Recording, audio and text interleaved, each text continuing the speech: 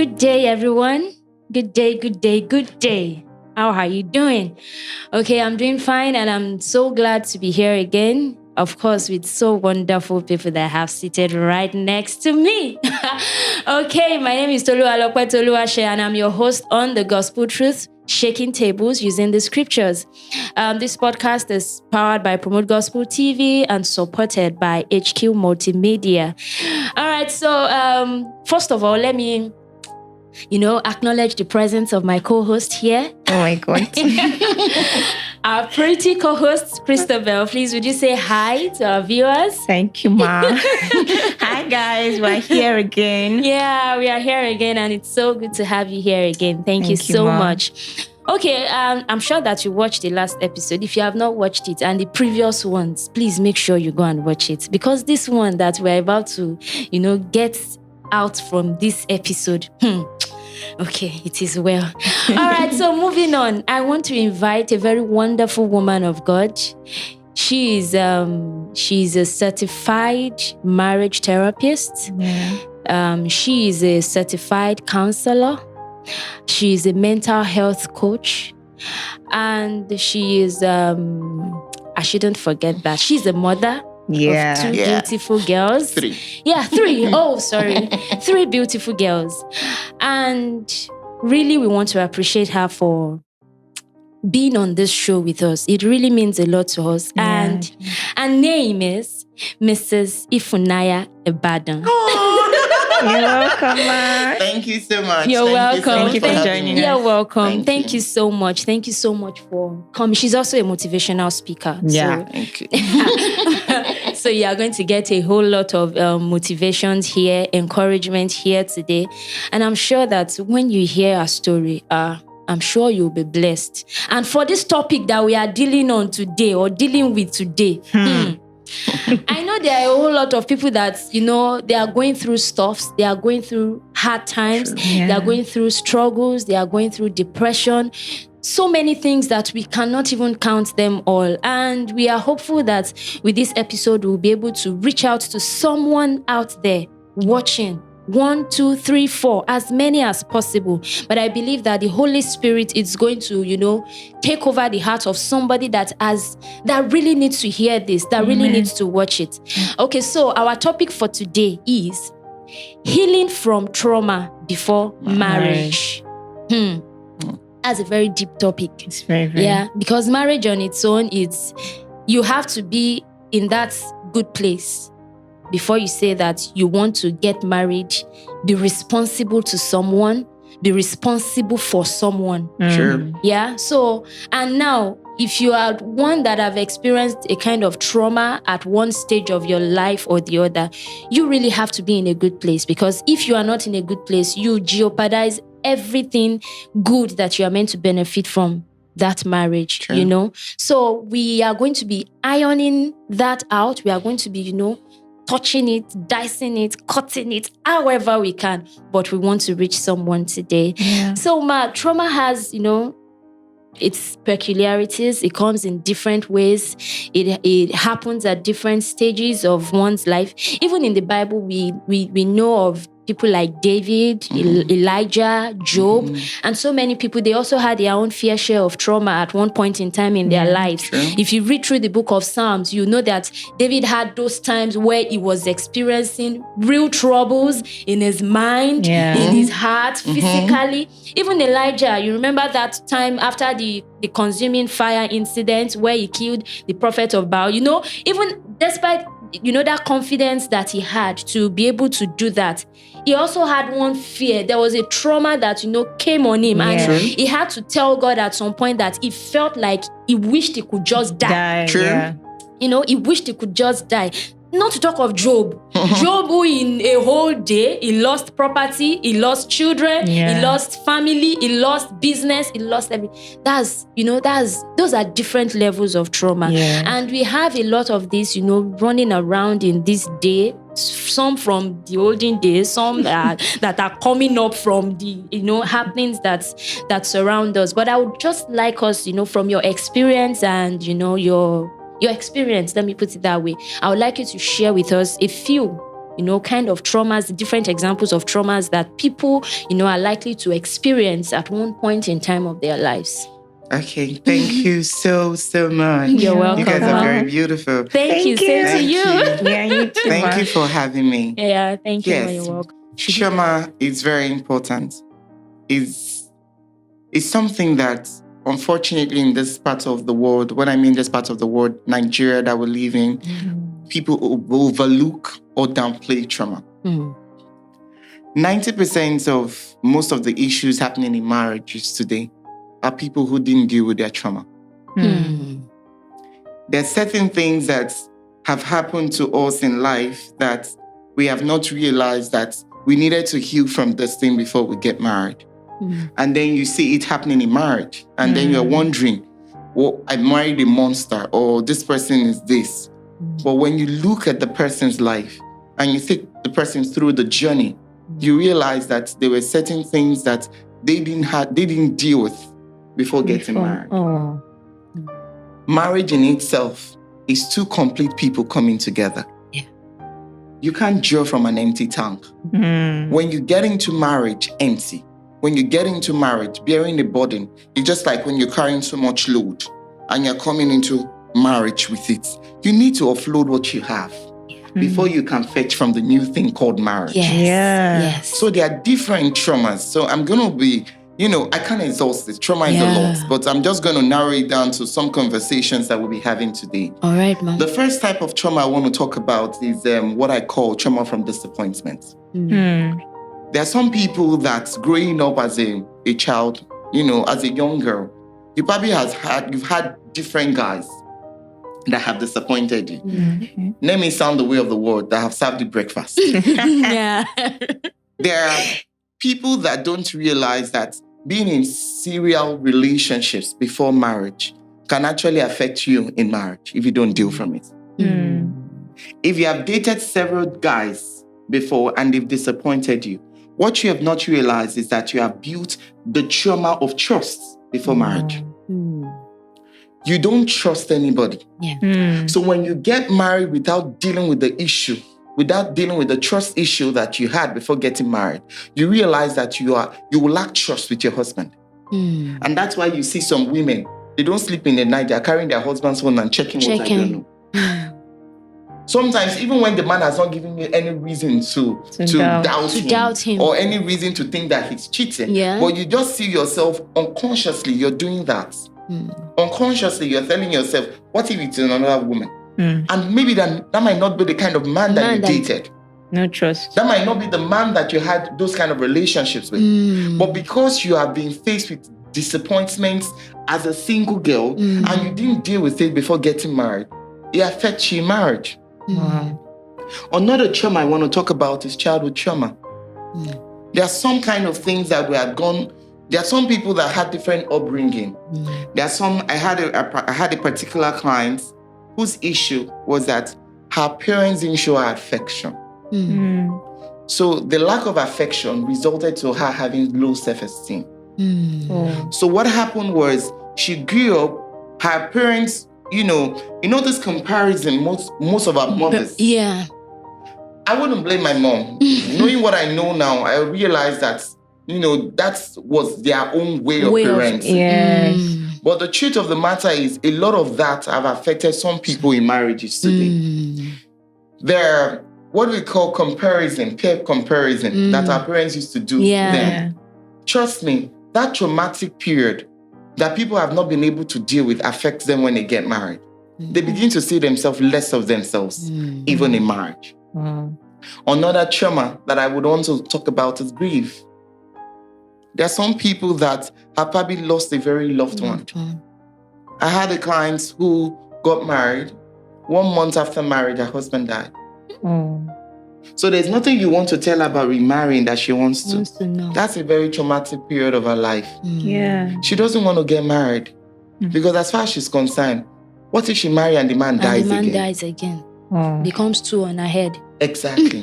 So there are different traumas that people want to deal with. But the one I want to narrow down on and talk about is what most people are too ashamed to speak about. And that's what I call sexual abuse. I'll be talking about sexual abuse in two forms. I'll be talking about sexual abuse before marriage and sexual abuse in marriage, and how that can affect you as a person.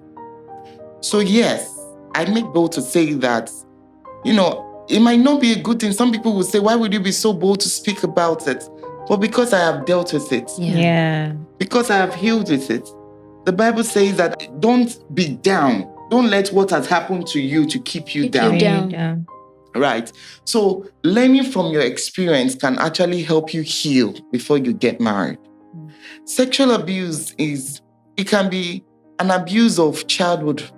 So in my own case, I was raped as a child. Wow. I was raped, I was molested, I was raped. It started from molestation to the actual rape itself. And that actually happened to me by a relative that you would never think that would happen. Happened with. Now, I didn't deal with that. That was a very traumatic period of my life. And it affected me. So my life was a journey. So I had a sexual abuse. I didn't deal with the trauma. Yeah. I got married and I faced another aspect of sexual abuse in marriage. Wow. Like a double dose. Yeah. Wow. I dealt, beyond the sexual abuse, I also had domestic violence in my previous marriage. And this man would beat the life out of me. So this is me who didn't even understand, who saw rape, whose life was taken away from her as a young child of 8. And then getting married and the man continues the abuse. I realized that when I got out of the marriage, and by the time I was going to remarry, I needed to heal from trauma. I needed to heal from that word trauma. Because what happens with sexual abuse is that it messes up your self-esteem. Yeah. The second thing that sexual abuse can do to you is that it makes you a paranoid person. I'll explain that. So for me, because of what had happened to me, I have daughters, beautiful daughters. Yeah. When I realized I had not healed completely from it, if anybody comes to my house, I am already on the edge. It might be a very harmless brother who just wants to say, do you know, ordinary telling my daughter, fine girl. I'm like, yeah. Why are you calling her fine girl? What's the problem? Why are you putting fine girl in it? And when all of those paranoid things made me realize that I had a baggage. Yeah. I had a trauma. I hadn't dealt with it. I needed to deal with it before getting married. I needed to come out of it. And domestic violence can also mess you up. It's also a very traumatic period you need to deal with. Because what happens is that for your spouse can throw a harmless joke to you. And because you've been abused before, to you are like, no, you are insulting me. And then the man now starts saying, I did not insult you. That's how I didn't mean it that way. But all of those things are signs for you to know that there is a particular trauma of your life that you have not dealt with. So it can be a case of maybe you didn't know and you're already married. You can deal from it. You can heal from that trauma. So for me, I had to heal before I got married. And that's one stage. I had to enter the second phase of healing, even in marriage.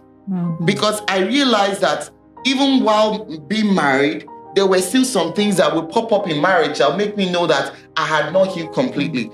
Maybe as we keep talking in our discussions, I will give you those kind of instances. Thank you. Wow. That's a whole lot. Yeah, that's a whole lot. But I'm sure that as we delve in further, we'll get to the root of it and we'll be able to help someone out there.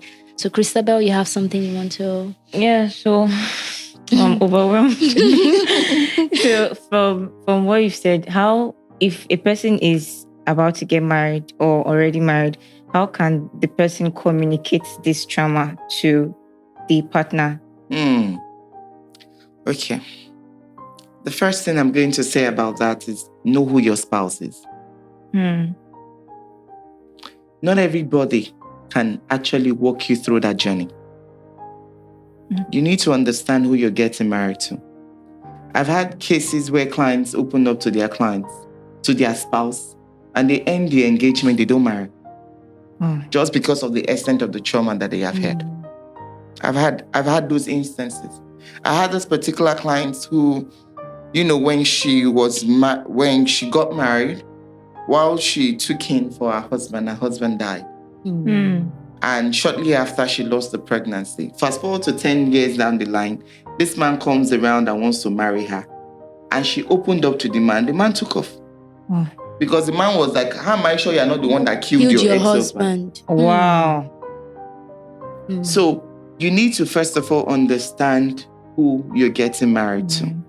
In my own case, my husband is a blessing to me. God gave me a fantastic man. Good. He came when I needed him the most. He came at the point in my life when I was in my depression stage. I call it my wilderness journey. And that was when God brought him. So beyond seeing a professional therapist, which I always advise that please don't deal with this thing alone. See a professional therapist. That professional therapist is the one that will help you through your journey. It's the person that will realize, is it okay for me to tell her to open up to her spouse? There are some people that have come to my office today that I will know whether or not this man is somebody you should talk to. Or if it's something you can deal with. Sometimes you can actually deal with it on your own without your spouse. Okay. Because you need to heal completely. It's just like a wound. Yeah. It's for you not to infect others. You need to heal from that wound. Yeah. And that's how trauma is. So you can actually deal with it. Although having a spouse that is supportive can help you heal faster. It has to come with support. Yes, because when you're going through your healing stage, it takes support. Because there are a lot of triggers that will happen while you're healing. You know how Satan came to test Jesus? Yeah. After he had fasted for 40 days. Yeah. I can just imagine the fire Jesus had after 40 days. Nothing Real happened. fire. Yeah. And then that's when the devil showed up.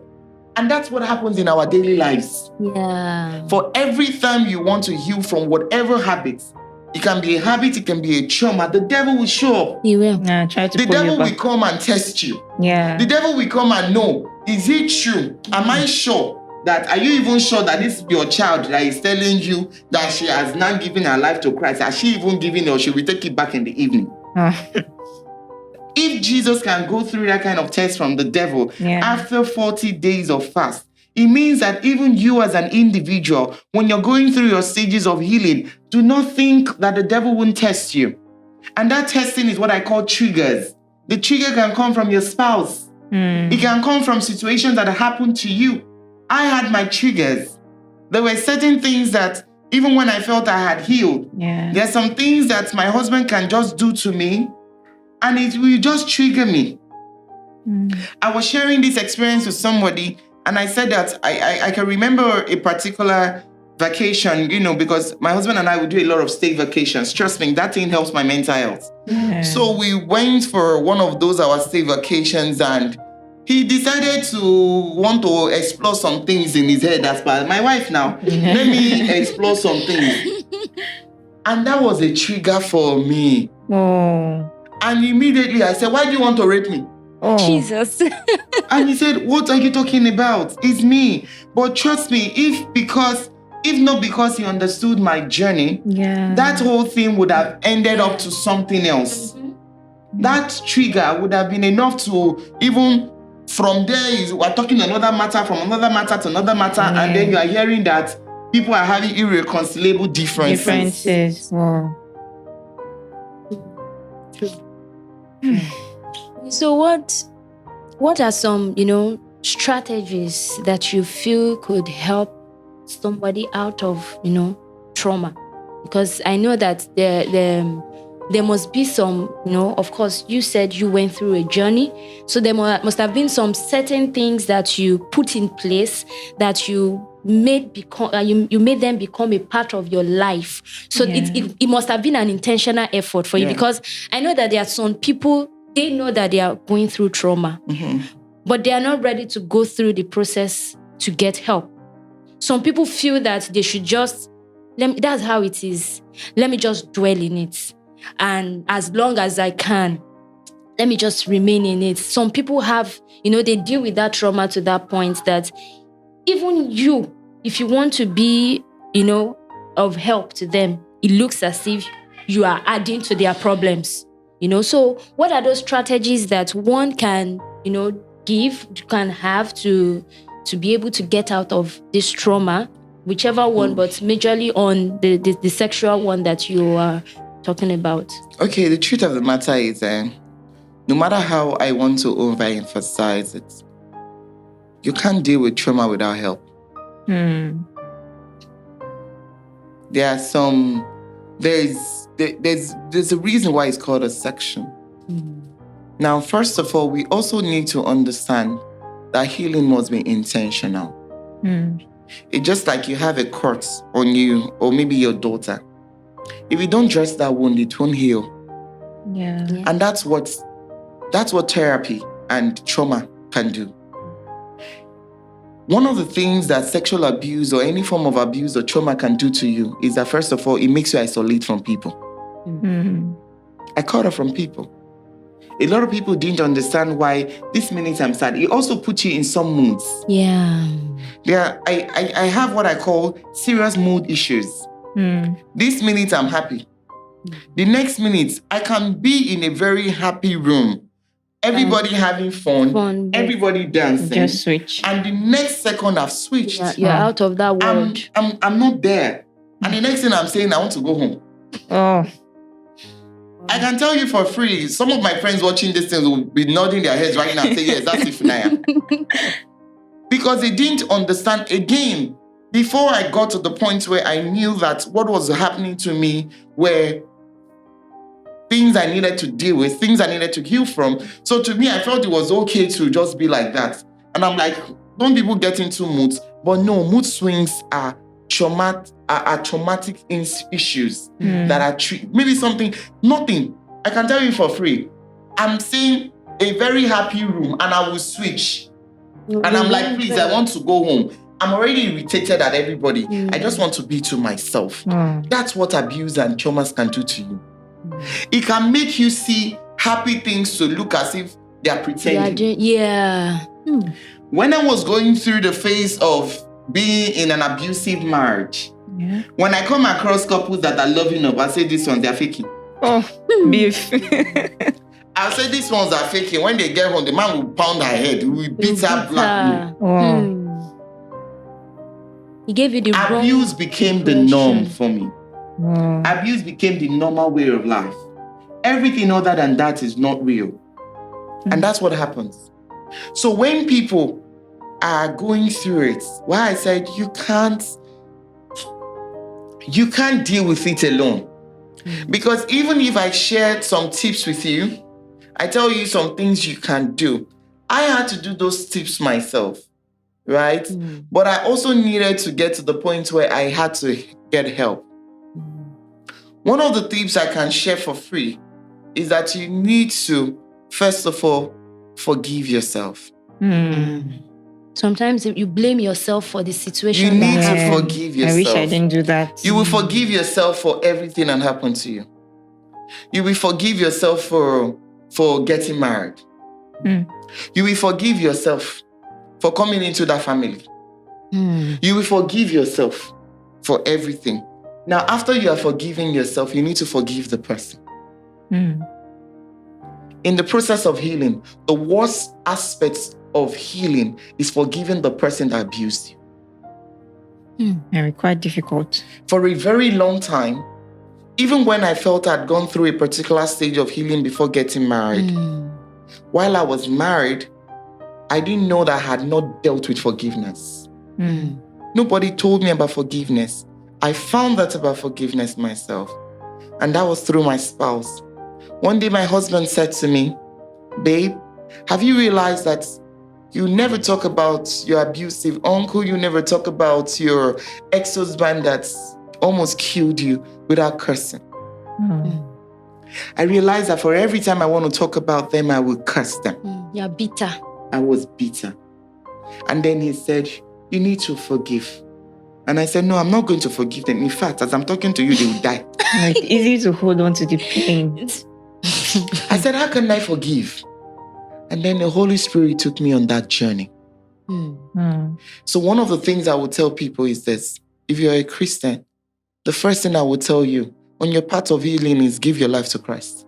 When you give your life to Christ, the second thing is invite the Holy Spirit to come help you. Into your life. The Holy Spirit will make forgiving easy. I can tell you, the very day, I can still remember the day I totally forgave them. I took out time and I wrote down everything they did to me. Wow. You can't say you are forgiving without writing it down. Okay. There's a reason. You need to journalize your pain. What people don't understand is that when you're going through a particular pain or a traumatic season of your life, the only way you can heal easy is when you create a journal for it. When you start writing them down, you start making it easy. And that's why I would always use the wound to illustrate my points. When you want to treat yourself from a wound, maybe your child, the first thing you do is to get a first aid box. Yeah. You could have as well said, you are healed from this hurt in Jesus' name. And drop Amen. it there. But there's a reason you will get a first aid box. Yeah. There's a reason all the instruments are there. There's a reason the scissors is there. There's a reason the cotton wool is there. There's a reason all of that. Now, why would you clean the wound first before dressing it? That is what healing in trauma is. When you want to heal from trauma, cleaning that wound is when I say, write it down. Write it down. When you start writing it down, okay, so for me, I started writing it down. I said, so you did this to me. So on this day, you did this. I didn't deserve to be beaten. You beat me on this day. I wrote them down one by one. And first I said the first thing is forgiving yourself. Yes. I started by forgiving myself for being there. I started by forgiving myself for not having the same story that every other person had. I said, why is it that people just go to school, everything goes well with them? The first man they get married to is the man that disvirgins them. Why did somebody take away my childhood? Why didn't you give me a choice to make? Why did you rape me? Why did you do this? So I had to forgive myself. And then I had to forgive everybody involved. Not only the abuser, you will forgive everybody that led you to that abuser. I had to forgive my mom. I had to forgive my dad. I had to forgive them for allowing me be in a place where the abuser could have abused me. It's a whole lot. Then another thing, when you have gone from forgiveness, you now move to self-love. I started by saying you can't give what you don't have. You can't fetch from an empty well. You need to love yourself.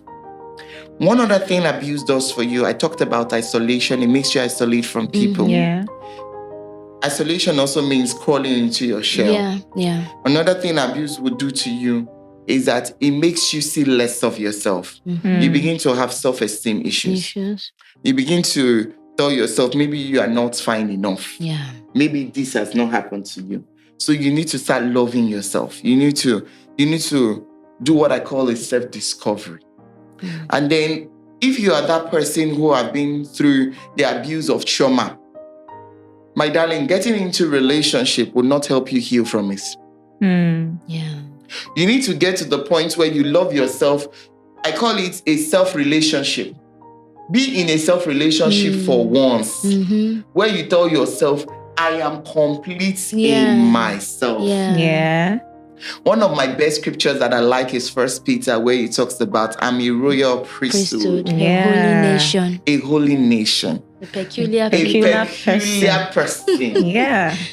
So when you see my daughters reciting this, they have their confession. So they start their confession by saying, I am smart. I am strong. I am beautiful. And then they go and say, I am a city set upon the high that cannot be hidden. I am the salt of the earth and the light of the world. I'm a peculiar person. I took out time to write that confession because self-confession helped me in my journey. So you need to have that time where you specifically show love to yourself. Like look into the mirror. So sometimes when you're looking into the mirror and you're just like feeling yourself, I'm fine. You know? It looks like it's stupid, right? But it's a whole lot. It goes a whole, it goes a long way in one's self-esteem. Yes. And all of that. And beyond looking at the mirror, I would advise that people bring out confessions that help them while they're in the mirror. Okay. That's part of the things I had to do for myself. So I had to go get a very big mirror where I see a full image of myself. And I will stand in that mirror and I will recite my confessions to me. And I will say, see babe now. Yes. And I will flaunt myself. And I will say, see purposeful madam. Yes. Nothing can bring me down. Yeah. So I had to also get scriptures to help me. One of my very favorite scriptures is Isaiah 61 when he says, for my pain, he will give me top. Wow. He said he will give me beauty for ashes. Yeah. So it means that it doesn't matter that ashes that the devil has thrown at you. If you believe that God can beautify the ashes, then say that to yourself. Then I talked about self-love. I talked about forgiveness. The first thing I said is to give your life to Christ is very important. I talked about asking the Holy Spirit to help you in your journey. Yeah. I talked about loading yourself, not only with your self-confession, with God's words. Yeah. Because trust me, the devil will bring triggers. And those words that you have inside of you are the things that can help you heal. Yes. They're the things that can help you fight those times. So one of my favorite scriptures again is when I say affliction will not arise the second time. So no matter what it is I am going through, I'll tell myself this can happen again. So you need to look for scriptures that can help you. You have to dwell in the word. You have to dwell in the word. You have to soak yourself in that word. You have to soak yourself. So you keep telling yourself, I'm made in the image and the likeness of God. So what can happen to Jesus can happen to me. I have had some triggers, even in marriage, that can trigger depression. I've been through depression, so I know what depression is. So there's some things that have triggered it, and then I have to tell myself, I take a pause in my life and I say, God has been good. Okay.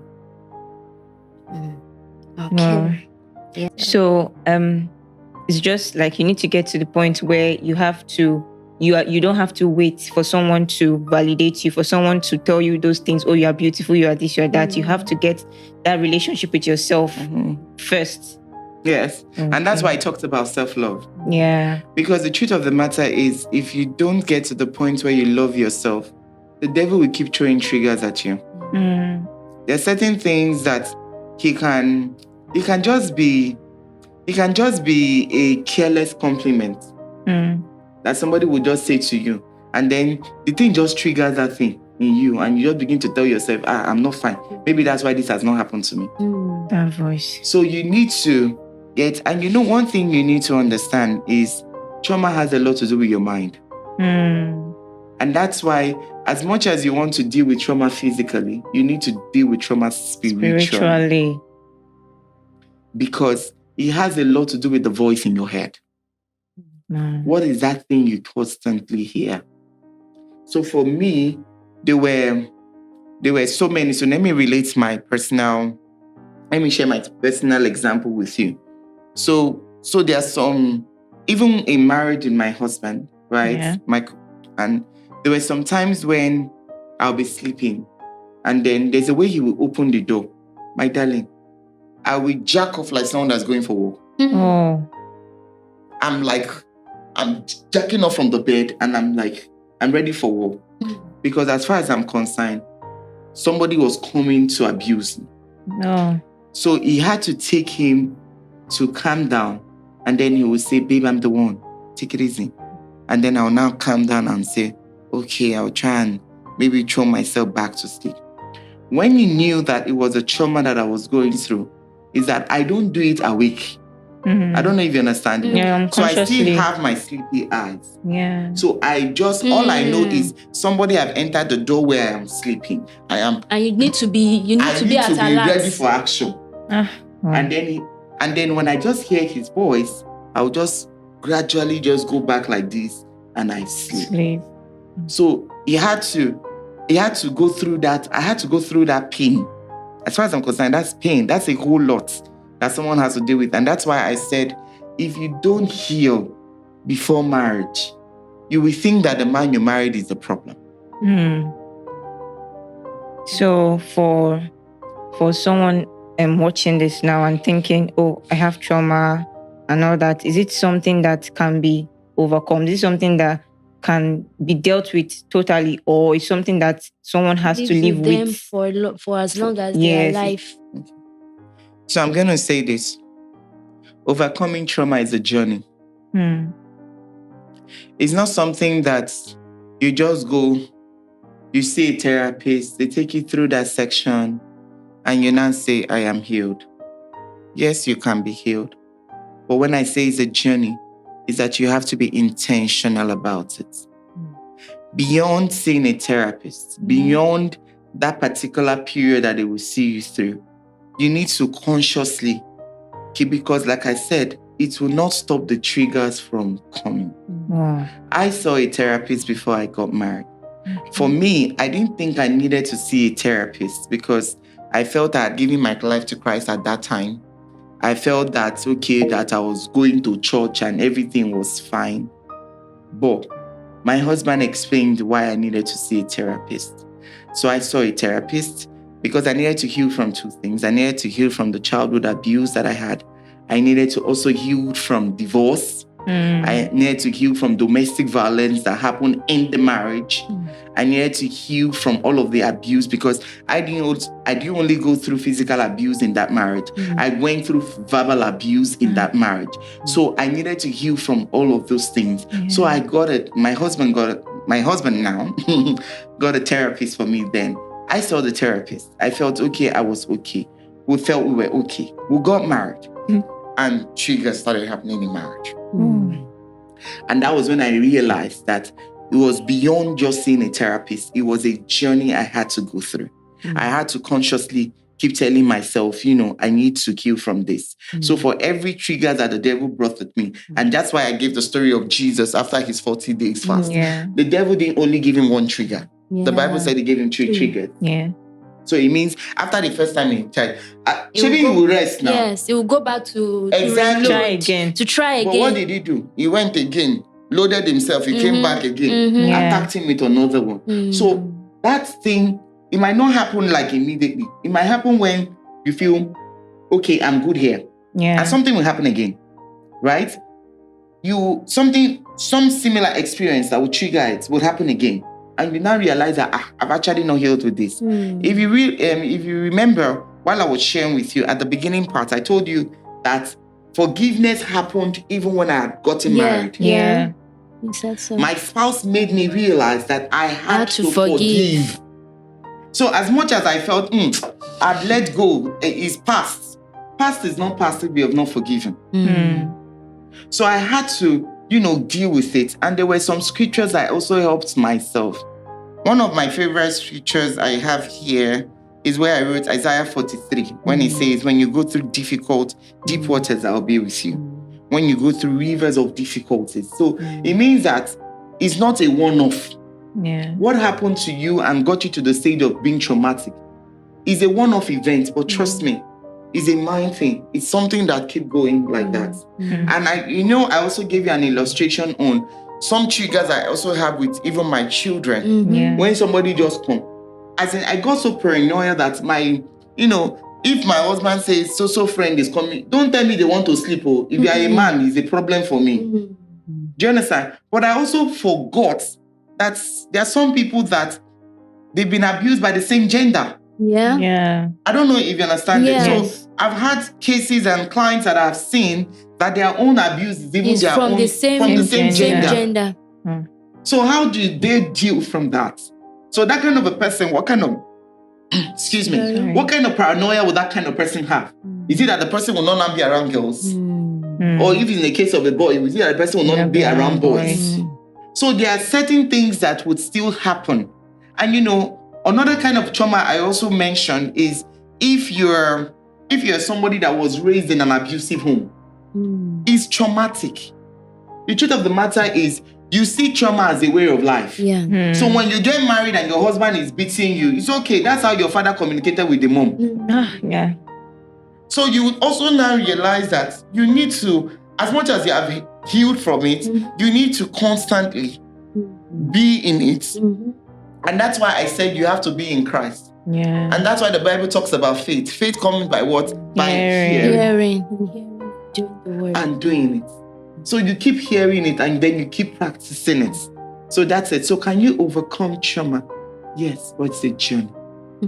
So you just have to stick to it. You have to be intentional about that journey. Continuously. It has to be a continuous journey. And I think it's also important to surround yourself with the right kind of people. Yes. Yeah. To help that journey That's smooth. very key.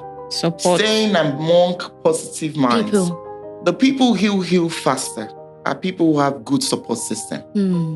Your support system can, if God bless you, He give you a fantastic spouse like mine. It can be in the case of maybe a sibling. It can be a case of a friend. Yeah. If God help you. Not right? people that will just say, So- so it be. That's it. That's how it is. And don't be, and one thing I always tell people, please don't downplay people's emotions when they are going through issues. Don't say, now only you. Or you probably have a case of somebody went through heartbreak. And I say, now the brave as the guys, your own small now. I'll tell you my own. No, don't tell me your own. I'm not interested. Just listen. Don't downplay my emotions. Yeah. I know what I'm going through. I'm dealing with it the way I'm dealing with it. And like I always tell people, there's a thin line between depression and suicide. It's always a thin line. All right. Okay. So, I guess at some point we just have to wrap this up, right? So, I just want to ask this, even though it's not something I prepared, but from what we've been discussing. So, based on your story, it happened when you were young. Yeah. And so this is a time where our parents should kind of be our covering, our safe place, our defense, the wall that stands between us and, those evil people.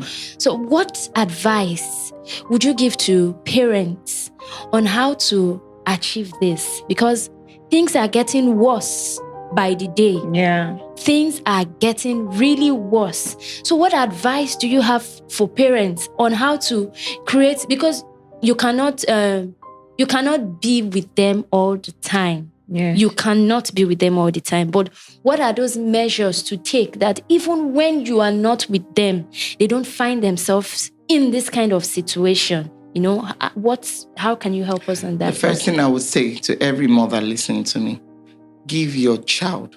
So I'm not going to restrict it to gender as much as I like the girl child. But I won't restrict what I want to say to gender. I'm going to throw it open because I've dealt with clients who are opposite genders that were abused. So what I want to say is, for every parent listening to me, give your child a non-judgmental environment. Let that child be able to tell you anything and everything. You would have saved the child from bigger disaster that would happen. Aside being a certified mental health therapist and all what's not, I also have a proper 9-to-5 job. I'm a banker who works in a financial institution. But one thing I tell you, I am intentional about my children. You mentioned it now. I told you that as I'm coming, I have my PAs coming with me. Because that's the time I get to hear what I would not have heard during the week. Now, let's not also limit abuse to family. Abuse can come from teachers. I've seen so many in this my professional journey of being a therapist. Excuse me. I've come across so many child telling me stories that will make you cringe. Like, you will start crying when you hear it. So the first thing is, please give them a non-judgmental environment. Don't judge them. Yeah. Even if the thing is itching you in your throat, to want to say, because what happens is that you make that child not to ever come back to you again. Yeah, it shuts the child up. That's one. 2, please create boundaries in your home. Irrespective of the gender of the child. Let them have boundaries. I grew up in a family where I didn't understand that you have to knock in your daddy and mom's room before you enter. Right? So to me, my parents' room is anywhere. If I want to enter, I'll just enter. Just enter. So when I got married to my husband started creating those boundaries. As tiny as my daughter when she was 1 or 2. He would say, go back, go and knock on that door. Did I answer? Who told you to come in? And then I used to wonder, calm down now. Isn't not daddy's room? Isn't not mommy's room? But I realized that those boundaries he was setting was making that child realize that you don't enter an adult room without knocking. Okay. So you might be that one who maybe you don't have that kind of structure that is just you, your husband, and your children. Maybe you have external people living in your house. Please create boundaries. Let them know that before I enter uncle's room, I knock. And then before I enter auntie's room, I knock. Let them know those boundaries. That's 2. 3, as early as possible, teach your child sexual reproduction. It sounds weird, but the truth of the matter is that if you teach them early, you save them. My girl children, I do not have a special name for private parts. I tell them, call it as it is. Yeah, the way it is. So that when something is happening, you are telling me, no, don't say bomb bomb. No, I don't know where we got that name, bomb bomb. If you study biology, there's nothing like bomb bomb when you drop reproductive organs. Let's teach our children how to be expressive. Yeah. Let's teach them how to speak up. And then let's be an observant parent. There are sometimes your child might be going through a particular phase, right? And if you realize or you notice that your daughter or your son, who has been a very expressive person, all of a sudden is withdrawing or beginning to act timid, don't downplay it. It's a red flag. Don't tell yourself, maybe no. That is when you need to sit down and take time and start asking some questions. What's wrong? What do you think can be going on? Then if you as a parent, you know you might not be able to handle it, please seek help. That's why I say we're creating the awareness in Nigeria where people know that you can book sessions to see professional therapists. That thing your child cannot tell you. You will be shocked. In less than 10 minutes sitting down in my office, the child will start telling me everything. I have had it. I can tell you countless times I've had that. Where when I'm now calling the mother to give feedback, you are saying, but he did not tell me. He did not do this. Because you have also not realized that you have not given that child the room to know that I can talk to you. And then another very big mistake we always make as parents, our parents did it, and funny enough, we are carried over to our generation, is reminding that child of something that you said you will not talk about. We do it. So, for example, our mom will say, okay, I have forgiven you. This thing you said now, I've forgiven you. You now realize that the child will do something. It might not even be similar, and you make reference to it. Let's be careful.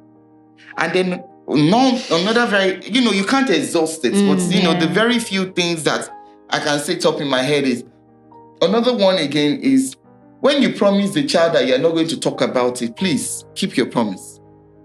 Because it gives room for that child to come back to you again. Yeah. If the child knows that I can talk to mommy, and mommy can counsel me, without daddy talking to me about it. Now, it's not that you can't have cases where you can talk to your spouse. Of course, if it's something that is very weighty, that you think you need your spouse to join you in prayer, to pray for that child, yes. However, if you know that your spouse is that kind of person that has a particular type of temperament that will not be able to hold himself when you say that kind of a thing, then please, if it's possible, keep away and pray for your child. But if you know your spouse is the type that, she said I shouldn't discuss this with you, but let's pray. And you know that your spouse will not talk about it. It's okay, you can open up to your spouse. Because what happens in those kind of scenarios is that when that child realizes that, maybe it's even the first time the child is coming to ever talking to you about something like that. And the next morning, sometimes it might even be immediately safe. As you're entering the room, less than 1 hour, the father is coming out of the room and shouting. You think that child will come back to you the second time? No, he will not. Just keep it. Okay. All right. Thank you so much, Ma. Thank you for delving deep into this discussion and for, of course, sharing your story, which is a whole lot. And I know a lot of people will find it quite difficult to do that, but we really appreciate that for using this platform to want to touch someone out there. Okay, so to all our viewers, I'm sure that you have picked out on something, and I'm sure that there is somebody that is watching this who like this is what that person really needs at this point in time. And I want to believe that God is going to use this episode to start that deliverance, that you need. And I want you to remember that we should cast our burdens before God, because He cares for us. We shouldn't be anxious for anything, but in prayer, in supplication, with thanksgiving, let's make our request known to God. And Jesus also said it, that come unto me, all you that labor and are heavy laden, and I will give you rest. Find peace. You can only find rest. You can only find peace in Jesus Christ. You know, He says His burden is light. His yoke is easy. So you need Jesus to be able to take off that burden. True. The devil is not happy that we have a healthy connection, relationship with God. And that was the reason why he went to Adam and Eve in the Garden of Eden, because he was just not happy as to why God has this smooth relationship with. And that was why he decided, to cause that fall through Eve. And that is his aim still, even up until now. So we need to understand that Jesus is ever ready. It says is our present help in times of need. He's ever ready. He's our refuge. He's ever ready. But I want you to understand that. And like she said, give your life to Christ. That is just the number one. It's the easiest. Yes. The easiest. He's not collecting anything from you. You just need to surrender your life to Him. Totally, selflessly, and the rest of the journey. It might be hard. It might be rough. But of course, with Jesus Christ and the Spirit of God in you, you will make it. Thank you so much for watching. Thank you so much, Ma, for coming. Thank you. Thank you for this. Thank you for having me. Thank you for sharing your story with us. Thank you. It's really a lot. It's really a lot, and we are very grateful. Thank you. I appreciate it. Yeah. All right. So I'm sure that you've seen that our mommy, our mommy, yes, She as we've described her, she's a professional mental health coach, a certified marriage counselor, a motivational speaker, a certified therapist as well. So if in any way you need some sort of professional help, because like she said, we need help at some point. The Holy Spirit is there to help, but then we also need people on ground that we have, like you can easily have a one-on-one conversation. Yes, have a one-on-one conversation with, and they can, she is available to help you through this journey. You can always reach out. Trust me. Of course, we'll put our Instagram and on our post and all of that. So you can always send her a DM, and I'm sure that the rest is going to be history. Another thing I just want to add to every of the viewers listening to me, no matter what you're going through, no matter how bad the water is, no matter how dark that situation is, just know that you are not alone. Yeah. You are not alone. There's nothing eating you up that is able to overwhelm you. Yeah. If I can come out of it, if Jesus can come out of it, you will definitely come out of it. Yes, you will. You will. Thank you so much for watching. Yeah. It's the gospel truth. Yeah. I want you to join us Join on us. this. You say shaking tables Using using the the scriptures. Scriptures. Oh, Yeah. great. Okay, so it's the gospel truth, shaking tables using the scriptures. And Yeah. also, don't forget to follow us on all social media platforms at Promote Gospel TV. TV. And also on YouTube, you can follow our channel and click the notification bell to get notified whenever we post our videos. Yeah. Thank you so much. Thank If you you so have much. any comments, any question, just share it in the comment section. Yeah. And we'll be sure to respond to you. Thank you very much. God bless you. God bless God bless you. you. Bye. Bye.